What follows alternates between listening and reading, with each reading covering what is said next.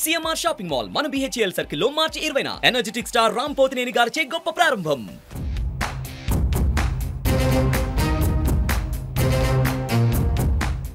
దేశంలో ఎన్నికల హడావిడి మొదలైంది. పలు రాష్ట్రాలలో అసెంబ్లీ ఎన్నికలతో పాటు దేశవ్యాప్తంగా లోక్సభ ఎన్నికలు జరగనున్నాయి.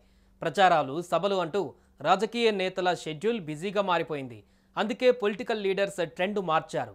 ఎన్నికల వేళ రాజకీయ నాయకుల సుడిగాలి పర్యటనలకు హెలికాప్టర్లు అత్యవసరంగా మారాయి. దీంతో హెలికాప్టర్లకు డిమాండ్ భారీగా పెరిగింది. అసలు గంటకు హెలికాప్టర్లు, చార్టర్డ్ ఫ్లైట్లకు అద్దె ఎంత ఉంటుంది? ఇప్పుడు చూద్దాం.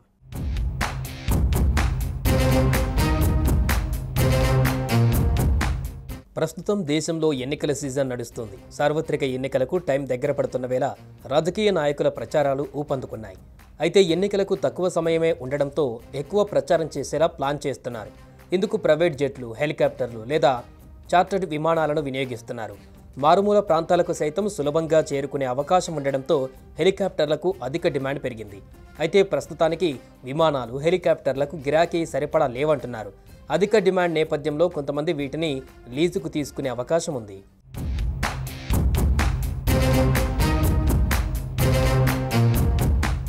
జాతీయ పార్టీల నుంచి ప్రాంతీయ పార్టీల వరకు చాలామంది నేతలు తమ ఎన్నికల ప్రచారానికి హెలికాప్టర్లను వినియోగించుకుంటున్నారు.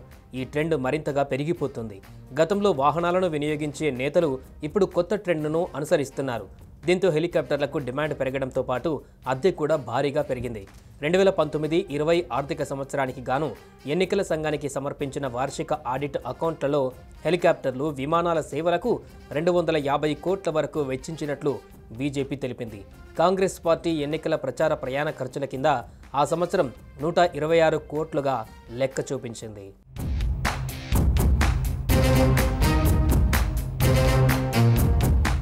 చార్టర్డ్ విమానాలు, హెలికాప్టర్ల సేవలకు ఛార్జీలను గంటల లెక్కన వసూలు చేస్తారు.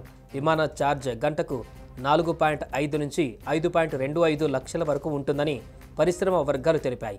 హెలికాప్టర్కు గంటకు 1.5 లక్షల వరకు వసూలు చేసే అవకాశం ఉందని వెల్లడించాయి. ఎయిర్పోర్ట్ ఛార్జీలు, సిబ్బంది, బస వీటికి అదనం. 2023 డిసెంబర్ నాటికి దేశంలో 112 నాన్ షెడ్యూల్డ్ ఆపరేటర్లు ఉన్నాయి.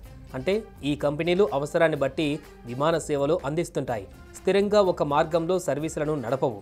ఈ సంస్థల దగ్గర దాదాపు 350 విమానాలు, 175 వరకు హెలికాప్టర్లు ఉన్నట్లు నివేదికల ద్వారా తెలుస్తోంది. వీటిలో చాలా వరకు 10 కంటే తక్కువ సీటింగ్ సామర్థ్యం ఉన్నవేనని సమాచారం.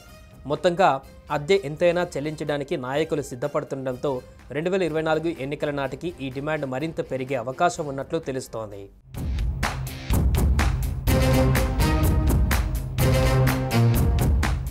సుమన్ టీవీలో మీ పర్సనల్ అండ్ బిజినెస్ ప్రమోషన్స్ కోసం కింది నెంబర్కి కాంటాక్ట్ చేయండి.